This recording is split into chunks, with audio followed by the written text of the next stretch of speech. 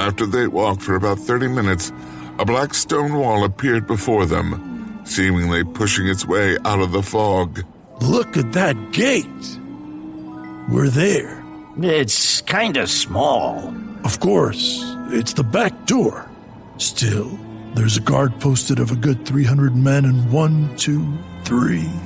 16 APCs. I bet that's nothing compared to the front gate. We're going in. How? If they get even the tiniest bit suspicious, they'll raise an alarm inside. And if that freak finds out, we'll have real trouble. They've got Strider and Stan's a prisoner. Follow me. Yeah, okay, I guess. Returning to the forest, Dee walked over to a huge tree without hesitation, an ultra-cedar. It was well over 150 feet tall. Around it was a stand of the same species, challenging heavens tinged with the deep blue of twilight. Hop on my back. What? I'll leave you behind. Okay. Including his weapons and ammunition, Beatrice had to be a load in excess of 650 pounds. Not seeming to even notice the weight, Dee had begun to effortlessly climb the tree. He wasn't shinnying up it. Rather, he glided up the bark like a veritable insect or lizard, taking less than 10 seconds to reach the midpoint, a thick branch over 60 feet from the ground. The castle's rear gate loomed a mere 50 yards from the base of the tree. Dee's eyes locked on another ultra-cedar, this one about 10 yards ahead of them. On his back, Beatrice suddenly stirred. Hey, don't tell me you're gonna... Dee's right hand slipped into an interior coat pocket, and as he pulled it out again, a line of black flew out horizontally from between the hunter's fingers into the hazy moonlight.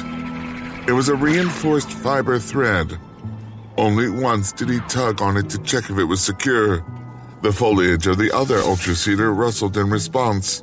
The thread had coiled around a thick branch 30 or 40 feet higher than they were. Hold tight. Here we go. Go! Hey! Like an enormous pendulum, the bodies of the men arced across the sky. Once the thread had stretched as far as it could, an internal cut snipped the line, and the pair sailed through the air. Beatrice's bulging eyes peeked over Dee's shoulder. Though he could see the soldiers in their armored vehicles below, no one looked up. Easily clearing the gate, they landed inside without anyone noticing them. The force of the impact spread through the two men, but Beatrice was stunned by how slight it was, and their landing had hardly made any noise at all. Beatrice quickly clambered off, and Dee got up and surveyed their surroundings. Not one soldier. The two men swiftly made their way over to a colossal building, and Dee's hand wrapped around the iron doorknob set in the wall. It was locked.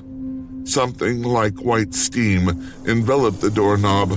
The door was given a light push, and the pair entered. What kind of trick was that? A faint murkiness shrouded the hall. Though the lights weren't on, there was apparently some illumination. The dungeons first. Yipes! You don't have to come if you don't want to. Oh no, I'm sticking with you. Can't have you grabbing all the fame and fortune alone. Traversing a long corridor and taking numerous turns, they suddenly came to a dark area. There were doors all along the wall. What have we here? Hey. Dee had halted, his right sleeve over his nose and mouth. Beatrice felt every hair on his body rise on end. He could hear every drop of blood freezing in his veins. The young man's beauty was due to his Dampier blood. In other words, the blood of the nobility. What now drifted through the corridor was sure to drive him mad. The stench of blood. Dee had his eyes closed. Shifting the machine gun over to his hand, Beatrice drew a stake with his right. Hey! Dee's eyes were slowly opening. Beatrice swallowed hard. They were giving off a red glow. Dee?